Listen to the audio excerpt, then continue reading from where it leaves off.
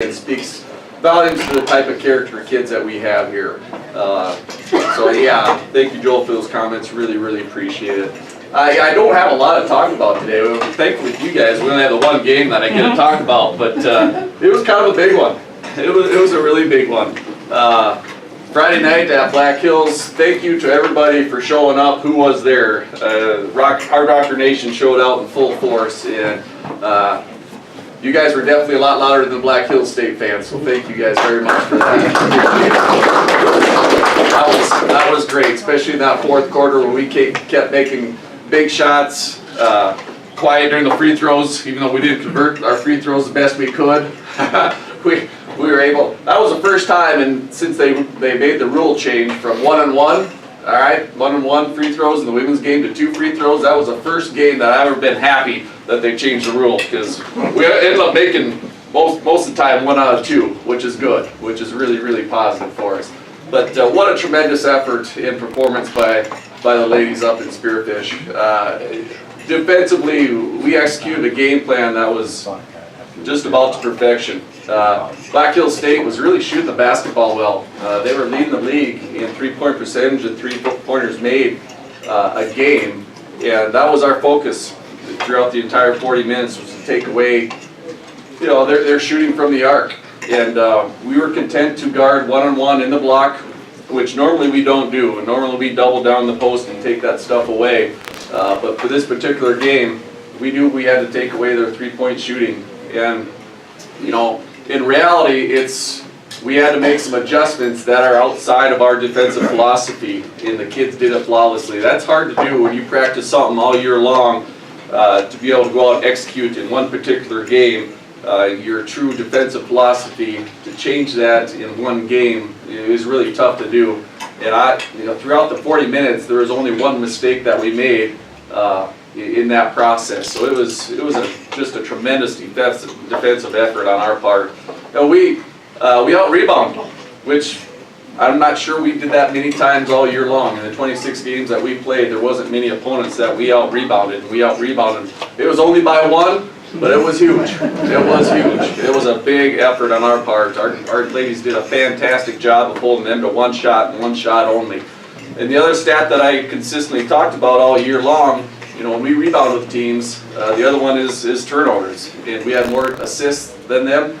We turned them over more, and we were positive in the assist to turnover ratio, which is huge. And that's why we were able to score in the 70s. And that and a couple of obviously huge individual performances by some of our young ladies. Taylor Molstead, again, was phenomenal. Her second quarter was probably one of the better individual performances I've seen in a long time, where every shot that she had was going in. She was just being ultra aggressive, and there's no secret to our last month and a half of Taylor being aggressive and helping us put points on the board. It's one thing to make those shots, but it's the other to take those shots. And that's something that we really encouraged Taylor to do throughout the year. Was, hey, you're getting these shots, let's take them now. Let's take them. And she was making them. So we kept getting her the basketball, and she kept making them. I had a lot of friends who aren't in Division II, Division I coaches of friends of mine that happened to watch that game. And they said that Taylor Molstead is a stud. Is an unbelievable player. And they are exactly right. And for her to go out with 3 straight victories, playing the way she was, again, just a testament to her, bringing us home. I can't think of it. Again, I'm not smart enough to have the words to really verbalize what that means to us and what that means for our program, for Taylor to go out on a high note. Something we've never done. We had never won up at Black Hills State in the Young Center. And to be able to do that this year with the adversity that was faced, it ended the season perfectly for us. And the other young ladies really stepped up as well. Sammy Stefik, I didn't know this at the time. Mr. Bloom told me after the game, where Sammy needed 2 threes to tie the school record for threes made in a year. She shattered it with 5. What was it? How many threes on the year? 72. 72? She ended up 75? No, she ended up 72. Ended up 72. Yeah. That's a lot of threes in one season. That's a lot of threes. So congratulations to Sammy for that, and every single one of those threes were obviously really, really big. But it's not just Taylor and Sammy. Other kids played to their strength. Anna Kombalia had 5 assists to 0 turnovers. She made a huge pull-up jump shot down the stretch. I wish we had video of that, but that pull-up jumper, I was in my particular, my usual squatting position. She made that thing, and I did about a 3-step fist pump out on the floor. Big time play. And she made her free throws down the stretch as well. And then Anna Haugen, I'll say it now, Anna Haugen was named Defensive Player of the Week again for the 3rd time this year, 2nd time in a row. Congratulations, Anna. She was, I talked earlier about our defense. She was the key to our defensive game plan. We switched 1 through 4. She was primarily matched up on their leading scorer, Morgan Ham, and she did a phenomenal job on Morgan and just really, really shut her down and frustrated her. That was, again, not smart enough to have the words to, properly eloquize just what a great performance that was. But Anna was outstanding, and then playing to her strengths and getting 16 rebounds for the game. Tom Mann has said it before. Tom has seen a lot of basketball in his days. Not aging you there, Tom. Sorry, not trying to date you a little bit. But he has seen a lot of basketball, and Tom has gone on record a number of times saying that she is one of the best rebounders he has ever seen. And my 20 years of coaching, she's probably the best rebounder I've ever coached. And big time performance by her. And then everybody else chipped in, all the way down the line. Jessica Lorenz was fantastic defensively. Molly McCabe had a really, really solid game. Everybody just outstanding. Alyssa Johnstone was really good defensively and rebounded for us and made big shots. Just a all-around tremendous effort by our ladies. Doing something we've never done and ending the year on a high note. I don't know how we finished the year. Was it 6 out of 8 that we won? Was that what it was, Brad? Something like that? Somewhere around there? I don't know. But Joel and I were talking this morning, and Coach Beinlander, Coach Richter, and myself, and we talked to the team quite a bit afterwards after the game. Congratulating Taylor and congratulating the ladies on a great year. But somewhere along the way this season, in the past few months, we really found something culture-wise that we need to continue for the following years. All right, we played at a level with really, really intense effort, and we started to do that when our back was against the wall. When we had 7 players, we just kind of realized this is it.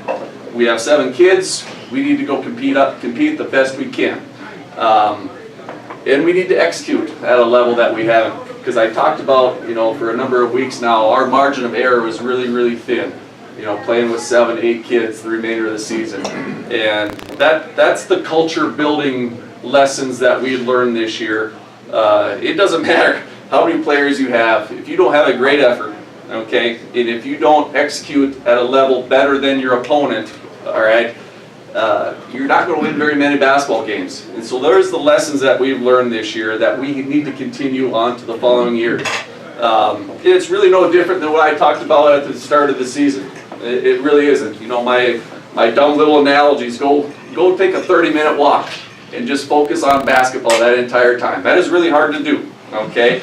We started to do that in practice. We shortened practice, obviously, because we didn't have a whole lot of bodies. All right, we do it usually the second half of the year just to give our kids more rest, but our focus in practice was just at a different level, and our effort in practice was at a completely different level, and you saw that in the games. So that's the culture building stuff that we found this year that we have to continue to continue to find and continue to execute, not just next year, but it has to happen this spring in our workouts as well. All right, and so that's the biggest thing for me.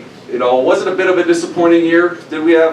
It was. Okay, we had a little bit higher hopes this season with the team that we had, but a lot of that was out of our control, and our kids accepted it, but we learned a lot from it, and hopefully that's the stuff that we can bottle up into the future from here on out, knowing the lessons that we learned this year and moving this program forward. Taylor's going to be a huge loss for us. There's no doubt about it. Okay, but in the locker room again after the game, probably the biggest compliment that I can give Taylor was she was our culture coordinator this year. Okay, I've told a lot of people close to our program that, Taylor's that kid, if you come watch practice, she's the first one in every drill. She's the first one. And she does every drill to the best of her ability with effort and with execution. Okay, and I was hoping somewhere along the line that the rest of our kids would see that, and they would take suit. They would follow her lead on that. And it happened this year. It certainly did. And now you saw the results of it. So that's what I mean where Taylor Molstead was our culture coordinator this year.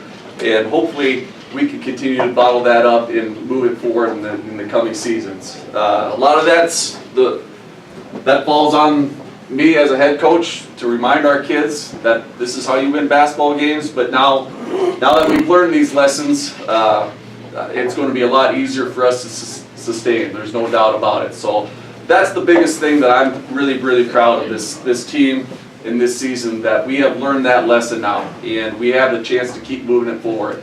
The future is bright. There's no doubt about it. The future is bright. We got everybody coming back, obviously, for one big piece. All right, Miss Molstead, that's a big loss, but with numbers, all right, there's strength in numbers. We'll definitely be able to make up what we're losing with her.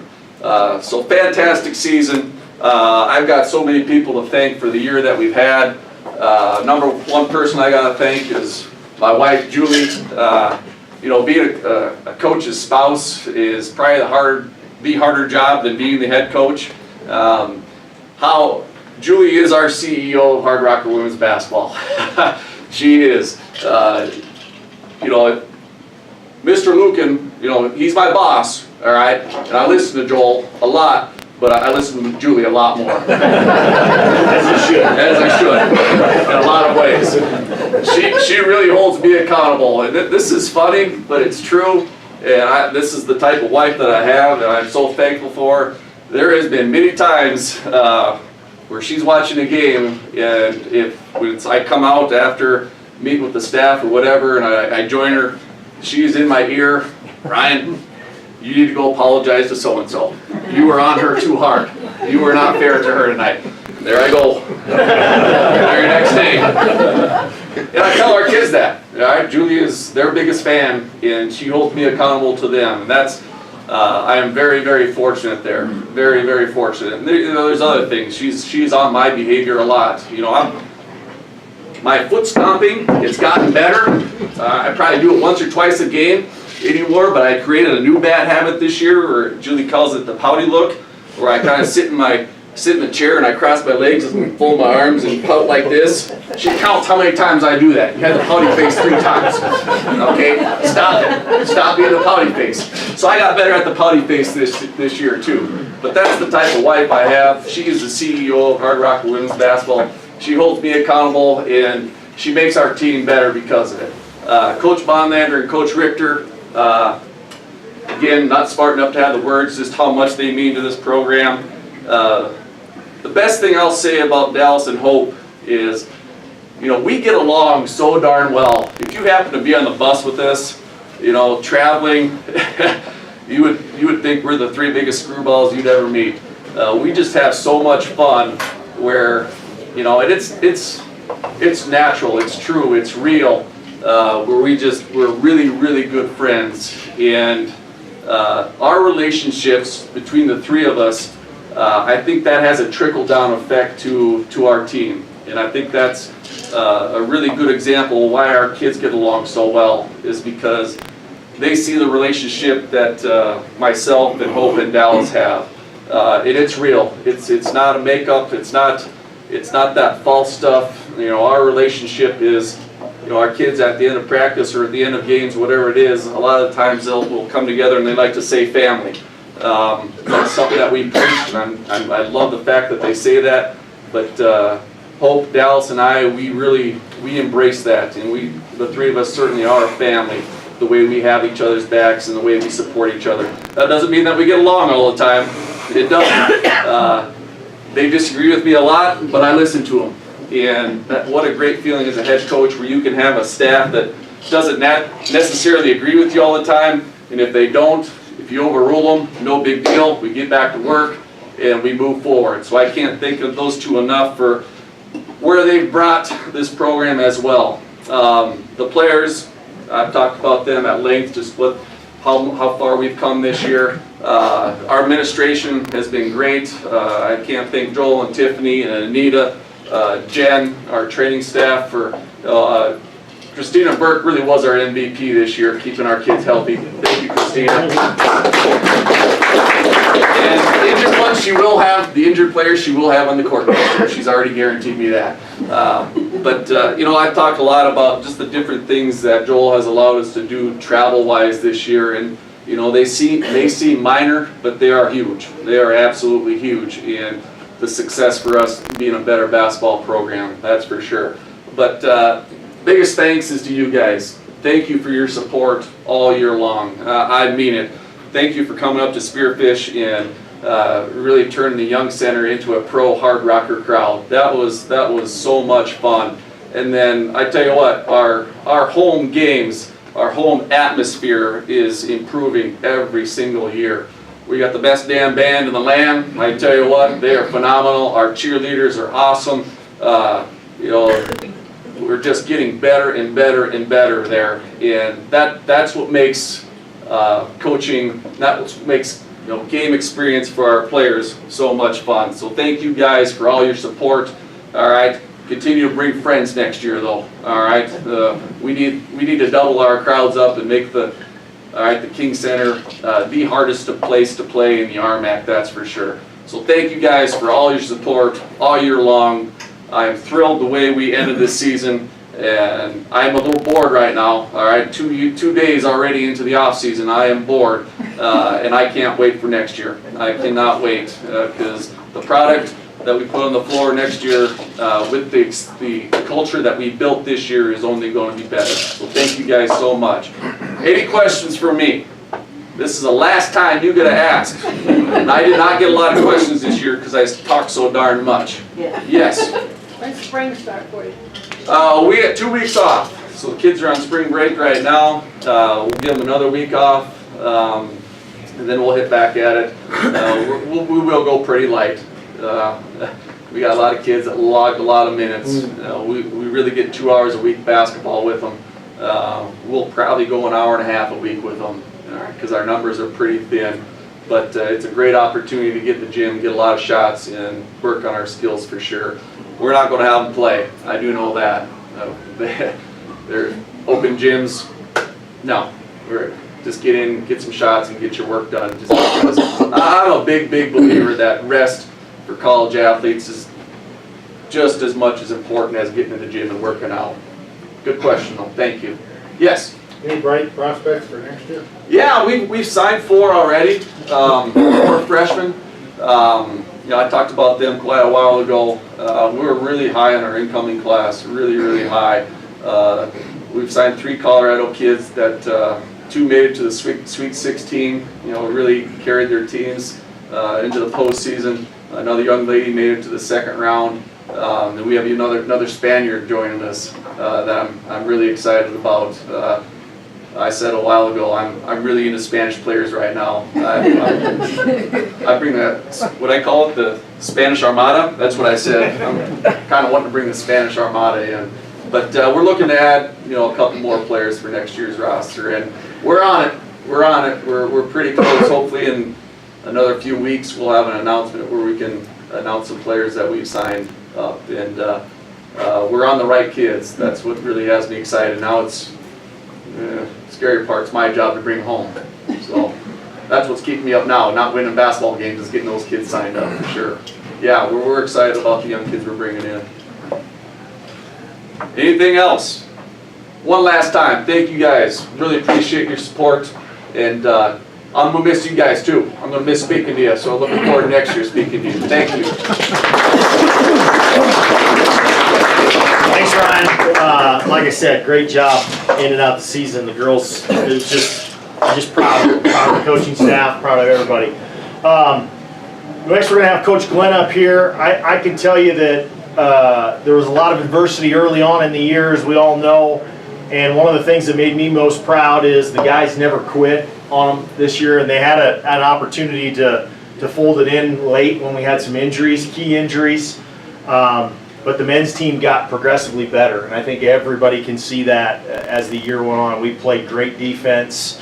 The kids were close, they were tight, and a couple more weeks we might have been able to just jump into that spot and make it into the playoffs. But I'm really happy in the direction that both basketball programs are going, and I'm really, really excited for next year.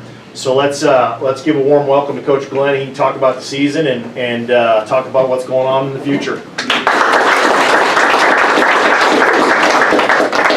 Now, Brad, you told me there's a next week yet. Is this the last one, or is it next week? No, there's one next week. There's one more next week. Okay, because I can't speak like Larsen, because I don't have that much material, so I got to save some for next week too. So, he's got a bigger playbook than I do. So I'll save all my congratulatories and thank yous till next week. But I do want to say thank you to the women's team. Obviously, we travel together a lot, specifically to Hope, because Hope and I get together and we do a lot of planning with the itineraries and stuff, and we've got it down pretty good where we get it. She does half the hotels, I do half the hotels and stuff, and it goes pretty smooth now. And for our kids, I think number one, to see us get along so well, it isn't that way at every program. And so it's great to have that relationship with our women's program, and I think it carries over to our teammates or to our players. And they, our guys, we always preach, obviously, to treat the women with respect and stuff. And not that I really need to have that speech, because we have great guys, and I think they do that. And they get along really well, and they support one another. Our guys love going out, getting in the game. Sometimes I tell them, okay, it's time to get ready for our game. Get too invested here and use all your energy screaming for these guys. So, but they really do support one another, and that's a great feeling to have. So, and congratulations on a great finish. That's really good that you did that, because I've been blaming everybody that you started the injury bug, Ryan. So I had to blame somebody. So, but obviously, like we said, we've had that injury bug towards the end, and I just give our guys a lot of credit, not giving up and using it as an excuse to fold the tents. And obviously, with the weekend before, we had that we played really well against UCCS, and just unfortunate ending. Played a great game against, obviously, Mines, and got a big upset win. And then we come into the Mines game with a lot on the line. Didn't necessarily control our own destiny still going into it. But we never really, honestly, didn't even talk about it. I actually tried to keep it a secret from our guys, because I would really just want them to focus just on the game ahead. That's always been kind of our mantra all year long, is that we just focus on us. We focus on what we control, and we don't worry about anything else. But thanks to the detective work by Brad Bloom and leaking it out there, that we still had a chance and stuff. I had to tell them Thursday night at a team dinner that we were still in it, because I saw them on their phones. They were all trying to figure it out and what the formula was and all that kind of stuff. So we broke it to them and stuff like that. And but I thought we started out extremely well in the Black Hills game. Obviously we got up on a 10-point lead and got going. And from there, obviously getting Logan in foul trouble early was a big factor in it. Not having the depth at that post position is something that definitely played a part in their little run that they made to get back into the game and eventually take the lead.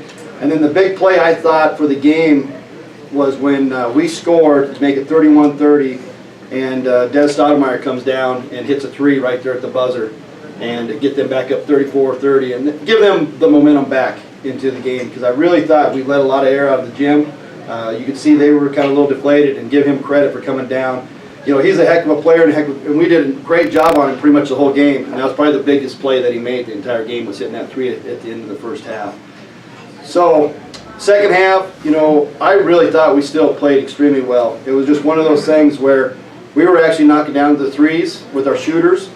We shot 50% for the game from the three-point line, and but we just in the paint, we just could not finish plays in the paint very well, and that honestly ended up being the difference. We thought going in that we scored 70 points that we would win, and that's really what it came down to. They scored 69, and I honestly, if we score 70, I don't even think they get to 69 on us. And so, that's with the one kid that shoots 30% for the year. And it kind of seemed like that happened to us a lot this year, and we're going to have to see what we can do to correct this. But it seemed like every once in a while there'd be a kid that would just go off that really wasn't a shooter. And so here's a 30% three-point shooter, and he goes 7 for 11 against us. And so yeah, it's something that we look at, and we'll have to just try to get better at trying to figure that out. But I thought our guys, we took away their transition. They only got 4 points in transition on us. They usually get a lot, especially at home, they usually get a lot more of that. You know, their shooter, like I said, Stoudemire, didn't even get double figures. So, you know, we did a really good job. And I was told the guys after the game, I was extremely proud of them. Sometimes that ball just will not go in that little hole. And that's just the way that happened for us, is that it didn't go in there as many times as we wanted. We wanted to break that 70-point mark. We just weren't able to do it. And at the end of the day, you know, even though Adams State didn't help us out, we weren't really concerned about that still at the end. We said, oh, this is what we wanted to do. We wanted to win this game, and we wanted to perform well. And like I said, the effort was great. I thought the defensive effort was really good. And we actually executed all the way up to the end, just came down to finishing. And so that being said is that our guys, you know, like I said, they had a chance to really, you know, use some excuses and things like that along the way, and they didn't do it. You know, losing Alec in the beginning was a tremendous loss. He was playing so well. He was playing, in my mind, as one of the top 2 point guards in the league. And to lose him like that at that point in time, when he was really not only getting rolling for himself, but he was really starting to see the big picture as a point guard. And for our guys to really start to believe in him and trust him as our point guard, that was happening as well. And then so to do that and then see Jake Anastasi in a week's time step into that role and have the game that he did that first weekend when we went down to New Mexico Highlands and CSU Pueblo was just tremendous. And I think that really gave the rest of the team a boost to say, hey, we're going to be all right. We just got to keep going. And they all believed in Jake and really supported him. And we talked about that, but you just never know if that's going to happen. But they really did. They had us back, and we performed really well and played some really good basketball from there on out. So, and then you lose Mitch, you know, going into the Mines game, and I think obviously anybody who saw that didn't give us much of a chance. And that was probably one of the most unbelievable performances I've seen from a team that had the chips down on them. To be able to hold a team like that, basically 30 points below their average, and just play a tremendous game that way is a testament to our guys and the way that they have, and that's really been the way they've been all year from the very beginning, as Joel mentioned, you know, just everything that we've gone through and stuff that they've really pulled together extremely well. So happy for them. We returned basically everybody back but Jake, and so, you know, the future obviously would look bright, but we're not just going to be able to show up next year and say, hey, here we are again. We know we've got work to do. We got guys that have some things that they need to work on. We got some things that we need to be able to focus on and better on as individuals and as a team. And we'll start that kind of like Ryan. We'd like to give him some time off. It is a long season. And I like our guys to go into the summer enthusiastic. I don't want them to feel like, oh, now the summer's here, I can take a break. So I like to kind of give them a break right now and let them decompress and get caught up in school and stuff. And then we like to kind of just get them going the last 4 weeks of school that we usually have them. And we'll start building that up. And hopefully by the time they leave, they'll be enthused to go wherever it is they're going, whether it's home or to an internship or whatever, and continue to work on their game and get better throughout the summer, because that's really the most important time. And we're not around them. By rule, we can't do anything with them. So, you know, we got to have a lot of faith. And I think the best thing that we can do is send them out enthusiastic that they want to get better as they're out there. So, you know, like I said, I'm going to say my thank yous till next week, because I have plenty of people to thank as well. But I don't want to be redundant too, because I know a lot of the same people that Ryan thanked I got to thank as well. But so we'll say that for next week. And is there any questions from anybody? For me? Yeah, Larry. This is spring break. What are your plans next year for spring break? Be playing right now. That's not a hard one there. Yes, Mitch. What are the two injuries to those guys? What's the outlook for them? You know, short term, long term, and then do you know if you'll have very many kids sticking around for the summer, or that's probably not the case? Not that it's good or bad. I'm just curious. Yeah, obviously all of our guys left right away, so we haven't had any exit meetings and see what the real summer plans are for everybody right now. So I couldn't really answer that right now of who's going to be around. You know, obviously one of the big things for us is we don't usually get a lot of guys that are around, because they do go out and get good summer jobs other places, and usually in their area that they're looking to go into. from school, but sometimes we do, and we'll just have to see how that works out. So I don't know right now where we're at with that, but that'll be one of the things we dig into when we start having our end-of-year meetings and stuff. And obviously on the injury side is, nothing is career-ending for anybody. So everybody's on the mend, and they're doing well, and have gotten good news with their checkups and things. So we're doing well, and it's just a matter of letting everything heal, and then our strength and training staff do a tremendous job of getting our guys going with their rehabilitation and getting them back to where they need to be, and then we'll get them stronger even past that point. So. Was I good with that? I didn't say anything? I think that was fantastic. We always tread a little lightly when you guys talk about injuries and stuff. I think Mitch was looking for more noon ball buddies. Yeah. Times have changed, we didn't have to worry about all that HIPAA stuff. No. Anybody else? Well, great. Well, thanks again for your support. I know the support up in Spearfish was awesome, as Brian alluded to, and we love to see that. And I know I actually mentioned that on the radio the day before, is that they were talking about the home court advantage. I said, well, honestly, in my 14 years here, we've won up there just as much as they have, and part of that is because we're so close. We get a great support up there. Actually, after the game, we actually ate a post-game meal with some of the football players, which was great to see them come up and support us and stuff. And they went to Vegas, by the way, Coach. I don't know if you knew that. So, yeah, but, what a great group, and we really appreciate their support. As an athletic department, to be able to go out and support one another and stuff is a great feeling. To see someone, the other team players, come and support you, and we all have to go to the football games and volleyball games and such as much as well. So that's just a great feeling to have, to see that kind of support from them. And it was great up there. It's like we've always been. We go up there, and we've had many celebrations on that floor, and we continue to have more. We're going to, what as I like to say, restore the order here pretty soon. Okay, so that might be one of our key slogans for next year. So, all right. Well, thank you very much, and we'll see you next weekend.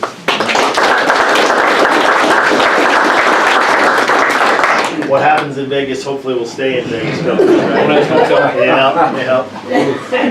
Well, does anybody have any questions for me?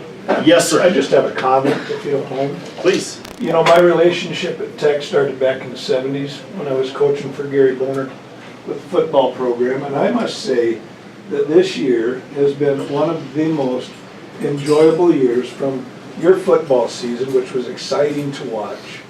We went to a few of the volleyball games. I love what she's doing with her girls. Our basketball programs are fantastic.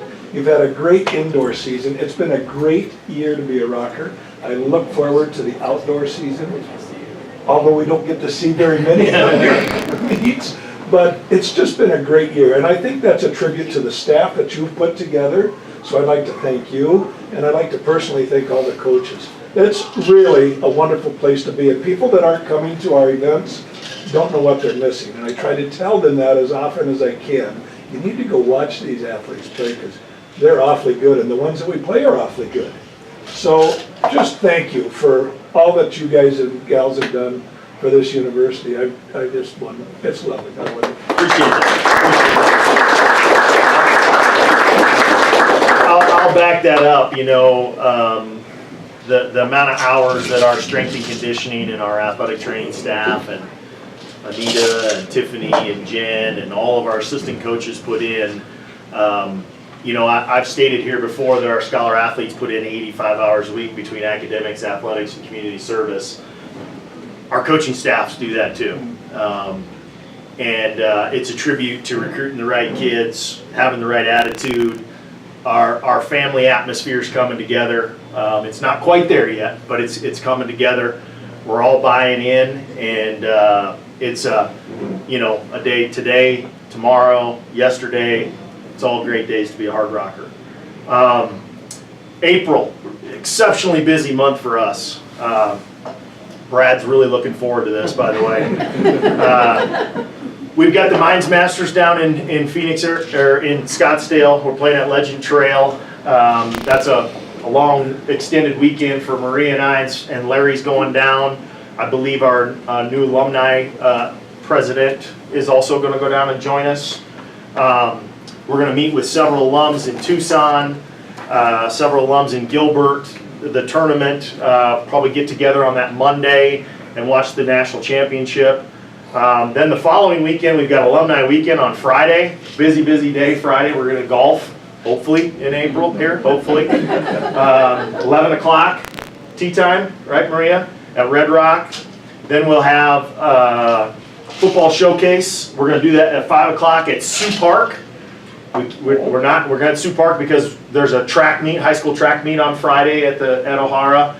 Saturday is the Bauer Invitational track meet. So please come out and support that. And then the following weekend is Easter and the RMAC Championships in men's women's golf are down at Ocotillo in Arizona. So I get to go back and go do that. And then the last weekend in April is the Rocky Mountain Athletic Conference Outdoor Track and Field Championships. We're hosting it, gives us an opportunity to showcase what we've got. There'll be 16 schools there, 15 schools in attendance. So it'll be a Friday, Saturday, Sunday deal. If you'd like to volunteer, you are more than welcome to stop by the office and send me an email. We're going to need about 45 adult bodies to facilitate this. Busy month of April, and then finals and summer break. So I just can't say enough of how proud I am of all of our scholar athletes. I know how difficult it was for me to be a history political science major and doing athletics, let alone having to study the amount of hours that our kids have to study in order to be successful. And it's a higher level of athletics than it has ever been in the past. So the expectations keep rising for us, and I truly think we're getting better and better every single year.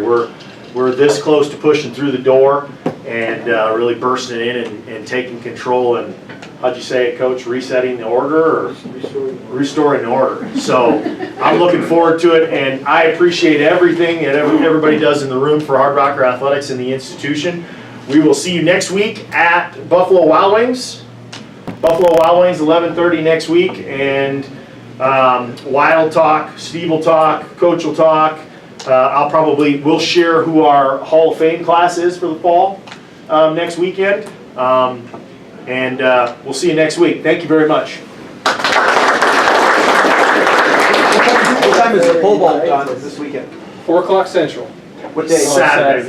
Saturday, 4 o'clock. It'll be 3 o'clock here. 3 o'clock here. How do we watch it?